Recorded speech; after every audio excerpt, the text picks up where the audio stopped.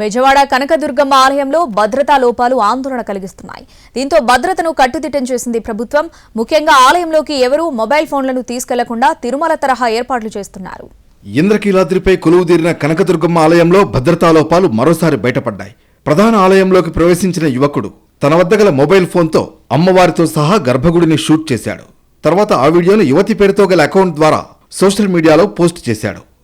గర్భాలయంలో అమ్మవారిని మొబైల్తో చిత్రీకరించిన ఘటన ఆలయానికి భక్తులకు భద్రత కల్పించడంలో నెలకొన్న లోపాన్ని బయటపెట్టింది. గతంలో కూడా ఆలయ వీడియో సామాజిక మాధ్యమాల్లో చక్కర్లు కొట్టింది.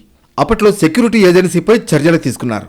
అలాగే జామర్లు ఏర్పాటు చేయడంతో పాటు ఆలయం చుట్టూ సీసీటీవీ కెమెరాలు పెట్టారు. జామర్లతో ఆడియో వీడియో కాల్స్ను ఆపగలరు, కానీ వీడియో రికార్డింగ్ను ఆపలేవంటున్నారు అధికారులు. తాజా ఘటనతో ఆలయంలోకి మొబైల్ ఫోన్లను అనుమతించకూడదని నిర్ణయించారు. తిరుమల తరహాలో ఆలయంలోకి ప్రవేశించిన ప్రతి భక్తుడిని క్షుణ్ణంగా తనిఖీ చేయాలని నిర్ణయించారు. సోషల్ మీడియాలో దుర్గగుడి వీడియో అంశంపై విచారణ జరిపిస్తున్నట్లు తెలిపారు మంత్రి ఆనం రామనారాయణ రెడ్డి. దర్యాప్తులో పోలీసులు గుర్తించిన అంశాల ఆధారంగా చర్యలు తీసుకుంటామన్నారు.